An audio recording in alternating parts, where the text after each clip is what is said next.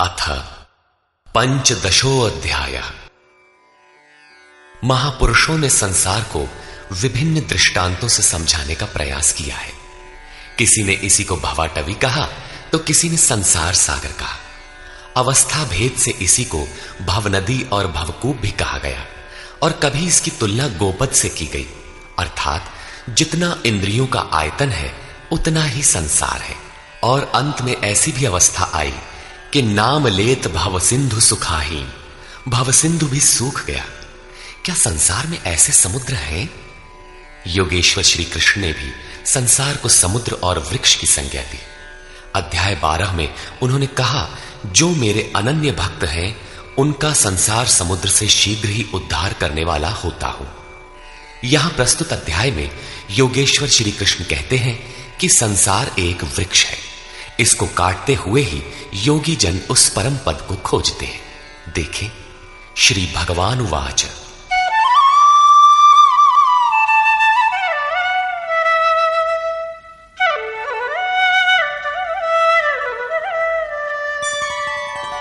ऊर्ध्वमूलमधः शाखम् अश्वत्थम् प्राहुरव्ययम् छन्दांसि यस्य पर्णानि यस्तम् वेद स वेदवित्।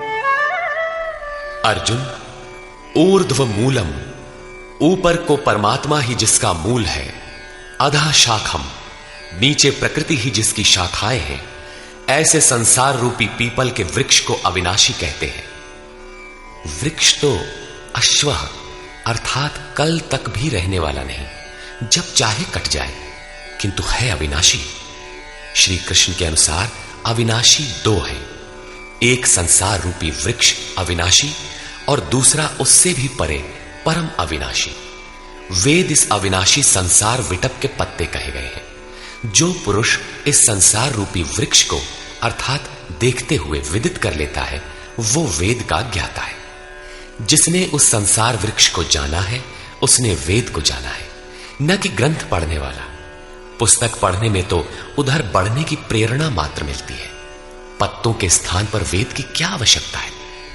वस्तुतः पुरुष भटकते भटकते जिस अंतिम कोपल अर्थात अंतिम जन्म को लेता है, वहीं से वेद के वे छंद अर्थात जो कल्याण का सृजन करते हैं, वहीं से प्रेरणा देते हैं, वहीं से उनका उपयोग है, वहीं से भटकाव समाप्त हो जाता है, वो स्वरूप की ओर घूम जाता है।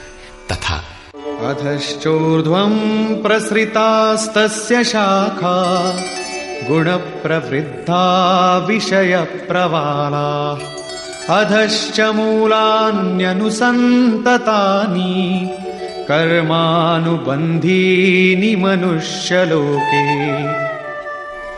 उस संसार वृक्ष की तीनों गुणों के द्वारा बढ़ी हुई विषय और भोग रूप कोपलों वाली शाखाएं नीचे और ऊपर सर्वत्र फैली हुई है। नीचे की ओर कीट पतंग पर्यंत और ऊपर देव भाव से लेकर ब्रह्मा पर्यंत सर्वत्र फैली हुई है, तथा केवल मनुष्य योनि में कर्मों के अनुसार बांधने वाली है। अन्य सभी योनियां भोग भोगने के लिए है। मनुष्य योनि ही कर्मों के अनुसार बंधन तैयार करती है। न रूपमस्येह तथोपलभ्यते नान्तो न चादिर्न च सम्प्रतिष्ठा अश्वत्थमेनं सुविरूढमूलम् असंगशस्त्रेण दृढ़ेन छित्त्वा।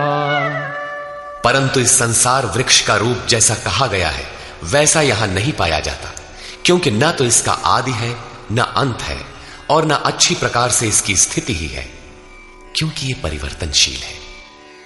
इस सुदृढ़ मूल वाले संसार रूपी वृक्ष को दृढ़ असंग शस्त्रेण, असंग अर्थात वैराग्य रूपी शस्त्र द्वारा काटकर संसार रूपी वृक्ष को काटना है।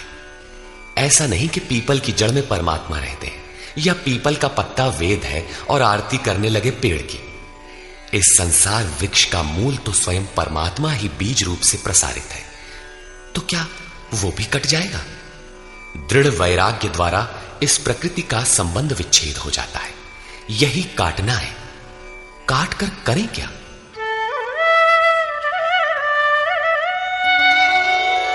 ततः पदं तत्परिमार्गितव्यम् यस्मिन् गता न निवर्तन्ति भूयः तमेव चाद्यं पुरुषं प्रपद्ये यतः प्रवृत्ति प्रसृता पुराणी।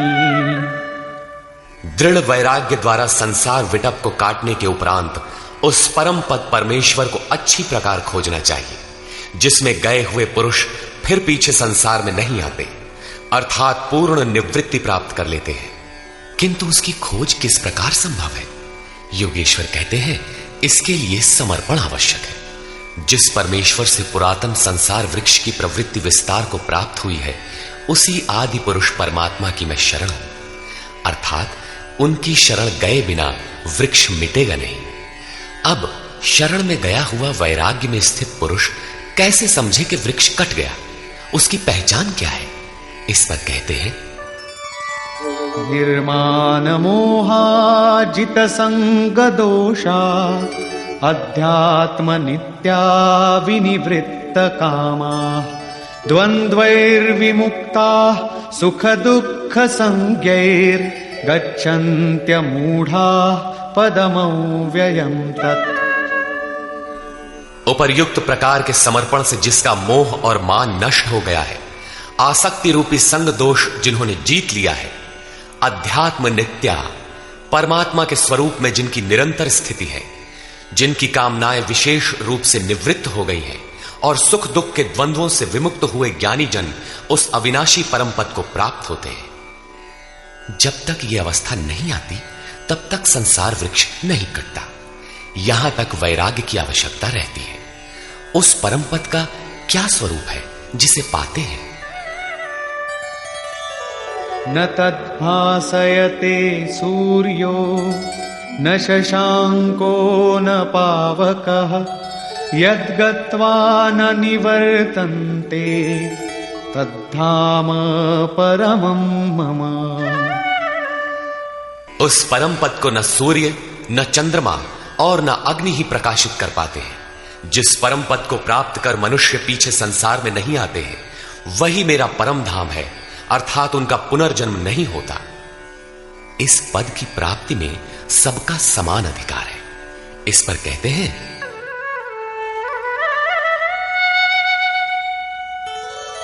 ममैवांशो जीवलोके जीवभूतः सनातनः मनः षष्ठानीन्द्रियाणि प्रकृतिस्थानि कर्षति। जीवलोके अर्थात इस देह में, अर्थात शरीर ही लोक है। यह जीवात्मा मेरा ही सनातन अंश है और वही इन त्रिगुणमयी माया में स्थित हुई मन सहित पांचों इंद्रियों को आकर्षित करता है। भला कैसे? शरीरं यदवाप्नोति यच्चाप्युत्क्रामतीश्वरः गृहीत्वैतानि संयाति वायुर्गंधानि वाशयात्। जिस प्रकार वायु गंध के स्थान से गंध को ग्रहण करके ले जाता है, ठीक उसी प्रकार देह का स्वामी जीवात्मा जिस पहले शरीर को त्यागता है, उससे मन और 5 ज्ञानेंद्रियों के कार्यकलापों को ग्रहण करके अर्थात आकर्षित करके साथ लेकर फिर जिस शरीर को प्राप्त होता है उसमें जाता है। जब अगला शरीर तत्काल निश्चित है, तो आटे का पिंड बनाकर किसे पहुंचाते हो? लेता कौन है? इसीलिए श्री कृष्ण ने अर्जुन से कहा था कि यह अज्ञान तुझे कहां से उत्पन्न हो गया कि पिंडोदक क्रिया लुप्त हो जाएगी। वहां जाकर करता क्या है? मन सहित 6 इंद्रियां कौन है? श्रोत्रं चक्षुः स्पर्शनं च रसनं घ्राणमेव च अधिष्ठाय मनश्चायं विषयानुपसेवते। उस शरीर में स्थित होकर यह जीवात्मा कान, आंख, त्वचा, जिह्वा, नासिका और मन का आश्रय लेकर अर्थात इन सब के सहारे ही विषयों का सेवन करता है, किंतु ऐसा दिखाई नहीं पड़ता, सब उसे देख नहीं पाते। इस पर श्री कृष्ण कहते हैं, उत्क्रामन्तं स्थितं वापि भुञ्जानं वा गुणान्वितं विमूढानानुपश्यन्ति पश्यन्ति ज्ञानचक्षुषः। शरीर छोड़कर जाते हुए, शरीर में स्थित हुए, विषयों को भोगते हुए अथवा तीनों गुणों से युक्त हुए भी जीवात्मा को विशेष मूढ़ अज्ञानी नहीं जानते। केवल ज्ञान रूपी नेत्र वाले ही उसे जानते हैं, देखते हैं। ठीक ऐसा ही है। अब वो दृष्टि कैसे मिले, आगे देखें। यतन्तो योगिनश्चैनं पश्यन्त्यात्मन्यवस्थितं यतन्तोऽप्यकृतात्मानो नैनं पश्यन्त्यचेतसः। योगी जन अपने हृदय में चित्त को सब ओर से समेट इस आत्मा को यत्न करते हुए ही प्रत्यक्ष देखते हैं, किंतु अकृतार्थ आत्मा वाले अर्थात मलिन अंतःकरण वाले अज्ञानी जन यत्न करते हुए भी इस आत्मा को नहीं जानते, क्योंकि उनका अंतःकरण बाह्य प्रवृत्तियों में अभी बिखरा है।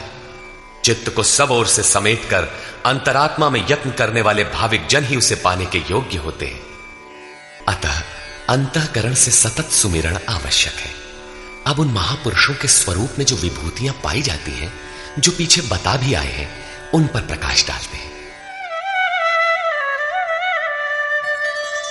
यदादित्यगतं तेजो जगद्भासयतेऽखिलम् यच्चन्द्रमसि यच्चाग्नौ तत्तेजो विद्धि मामकम्। जो तेज सूर्य में स्थित हुआ संपूर्ण जगत को प्रकाशित करता है, जो तेज चंद्रमा में स्थित है और जो तेज अग्नि में है, इसे तू मेरा ही जान। अब उस महापुरुष द्वारा कार्य बताते हैं। गामाविश्य च भूतानि धारयाम्यहमोजसा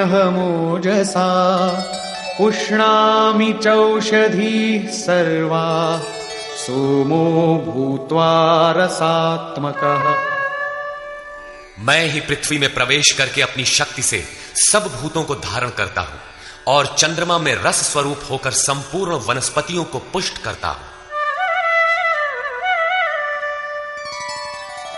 अहं वैश्वानरो भूत्वा प्राणिनां देहमाश्रितः प्राणापानसमायुक्तः पचाम्यन्नं चतुर्विधम्। मैं ही प्राणियों के शरीर में अग्नि रूप से स्थित होकर प्राण और अपान से युक्त हुआ 4 प्रकार के अन्नों को पचाता हूं। अध्याय 4 में स्वयं योगेश्वर श्री कृष्ण ने इंद्रियाग्नि, संयमाग्नि, योगाग्नि, प्राण अपानाग्नि, ब्रह्माग्नि इत्यादि 13-14 अग्नियों का उल्लेख किया, जिनमें सबका परिणाम ज्ञान है। ज्ञान ही अग्नि है। श्री कृष्ण कहते हैं, ऐसा अग्नि स्वरूप होकर प्राण और अपान से युक्त 4 विधियों से, अर्थात जप सदैव श्वास प्रश्वास से होता है, उसकी 4 विधियां बैखरी, मध्यमा, पश्यंती और परा है। इन 4 विधियों से तैयार होने वाले अन्नों को मैं ही पचाता हूं।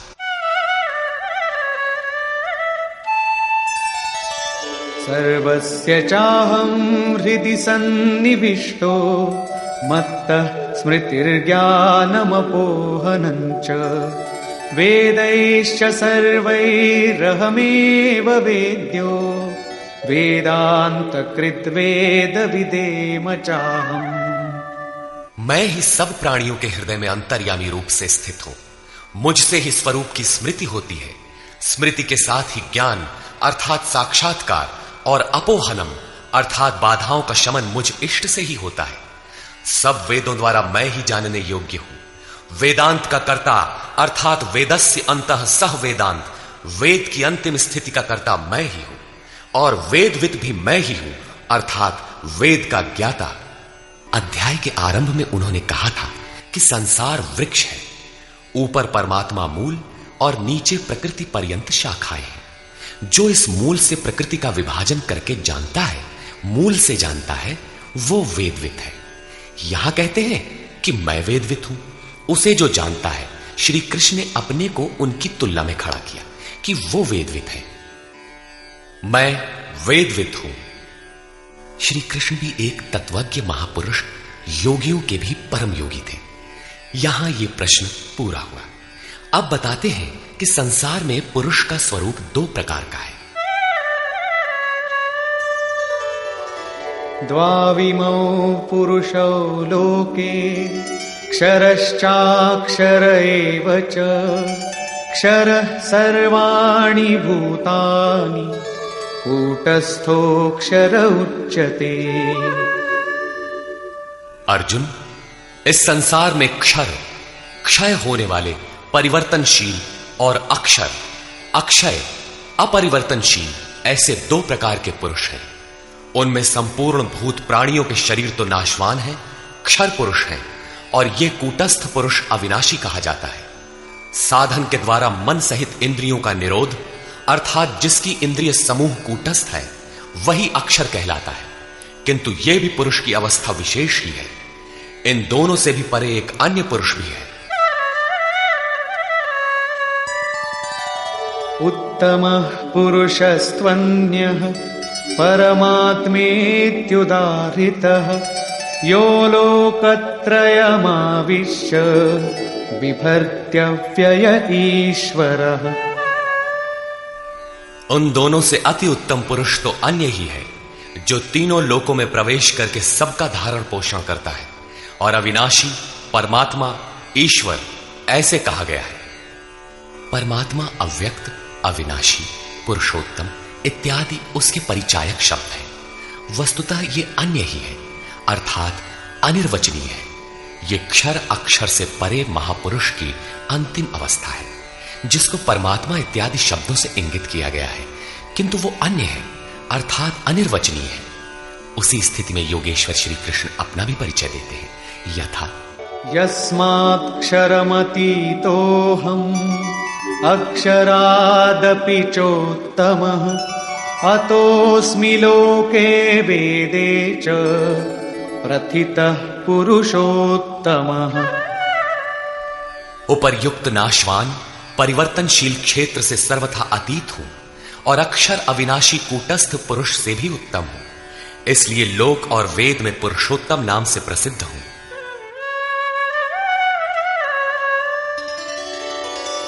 यो मामेवमसम्मूढो जानाति पुरुषोत्तमम् स सर्वविद् भजति मां सर्वभावेन भारत।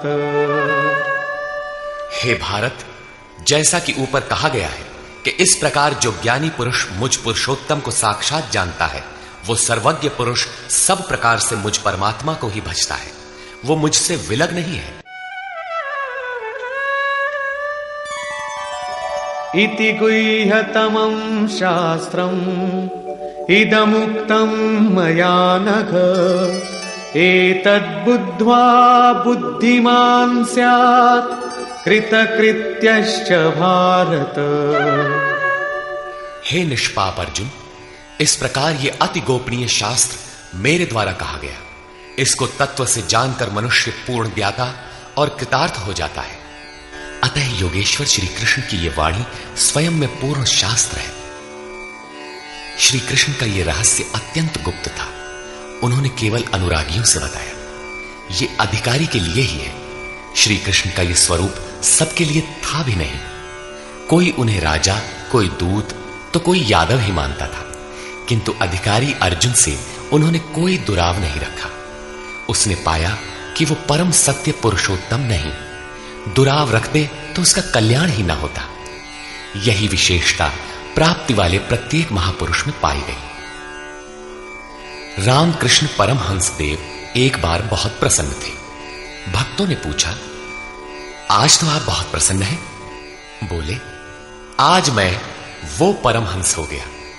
उनके समकालीन कोई अच्छे महापुरुष परमहंस थे, उनकी ओर संकेत किया।